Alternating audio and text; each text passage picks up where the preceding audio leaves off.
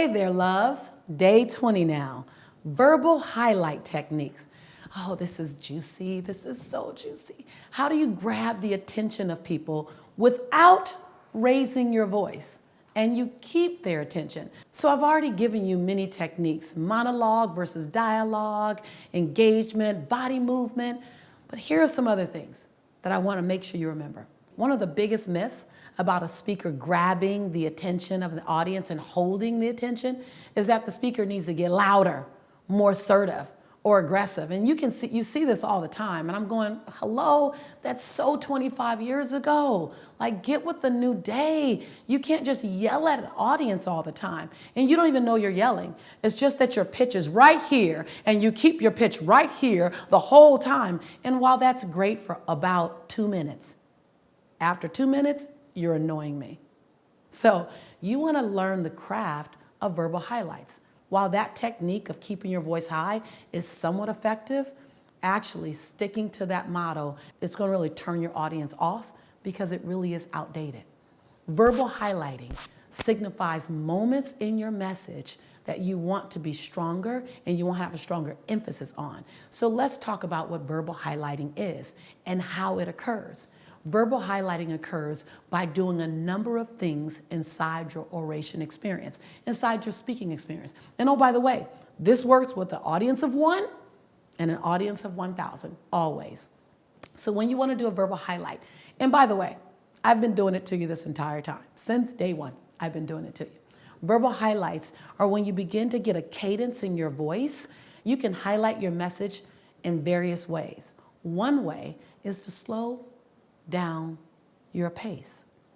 And when you slow down your pace, all of a sudden the listener leans in a bit, wondering, why did you slow down?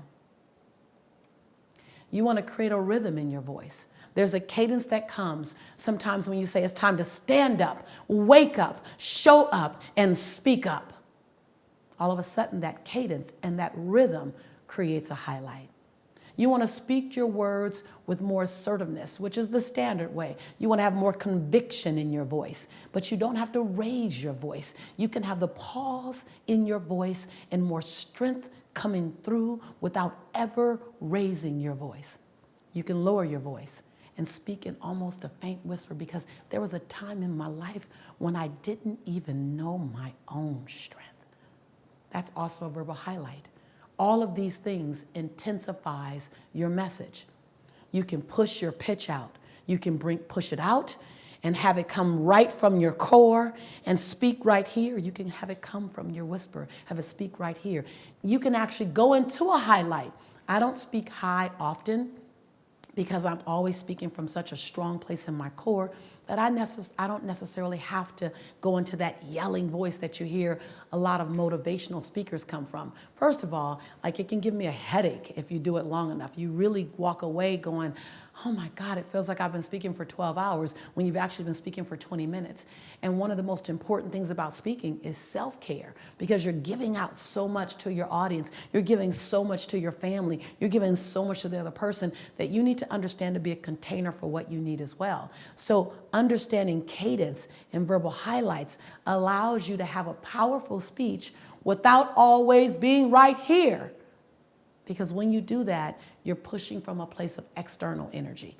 You want to actually find your power from a place of core. And the reason why you do the verbal highlights, because when you go up high, if you are that type of speaker, it only works for a short period of time. You want to make sure that you're constantly using the full range of your voice, from a whisper to soul right in the center to high if you need, to pace. So in a couple of days, I'll teach you about the pregnant pause. I just did some of it to you, but I'll teach you more directly about it.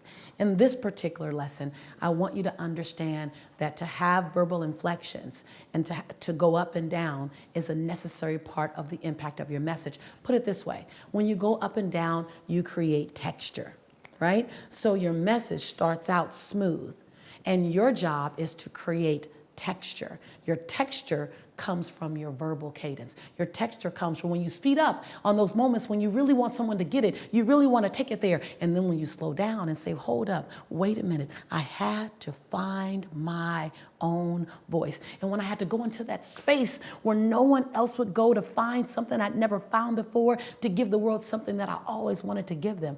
You see how I just put texture on that? I could have said the same thing without moving my body, without changing my tone. And while the words would have been the same, the impact would have been very different. And so that's verbal highlights. And that's verbal highlights coupled with some body movement, coupled with some cadence. And now I'm teaching you each technique separately, and then we'll craft it and pull it all together and make that dance and make that symphony that we talked about. But right now, I want you to begin to practice going up and down. I want you to practice going from a high all the way down to a low in the same sentence, but creating a seamless transition so it doesn't feel like you're doing it. Because when you sound like you're doing this, then it seems weird. You don't want to do that.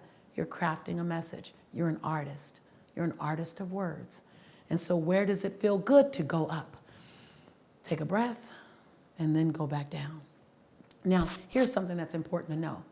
Whenever, and this is what I do. So I'm teaching you from my techniques. I'm teaching you from what I've learned, what I've crafted, what helped build my business over the years, helped grow my company double digits every year, helped to make me an international brand. I'm not teaching from any particular school other than the school of Lisa Nichols. You may read somewhere and it completely contradicts this. Okay, good. That's their school of thought. This is my school of doing. All right? So whenever I choose to go into a vulnerable place, I've always go into a vulnerable place in my baritone, in my whisper. Not quite a full whisper, in my whisper.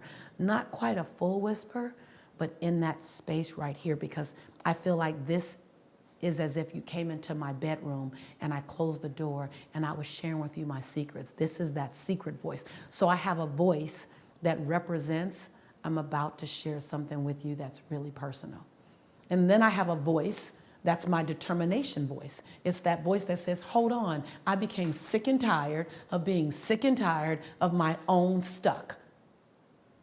And so I actually have voices for the mindset or the experience that I'm gonna give you.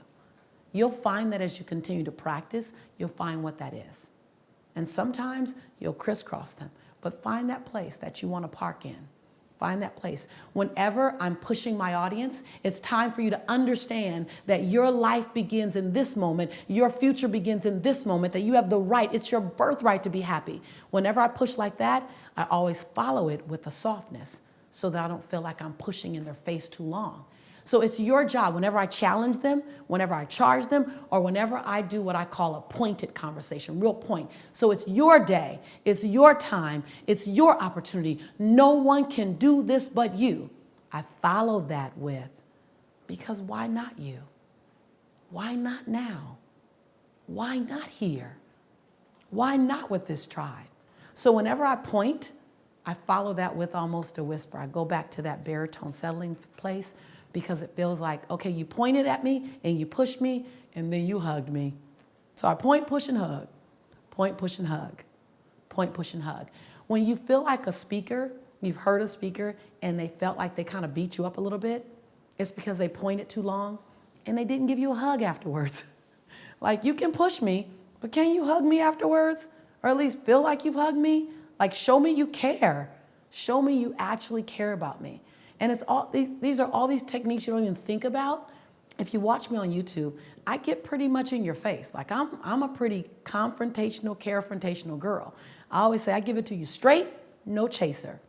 But you can almost always see that I follow the hard, difficult challenge or charge with a hug.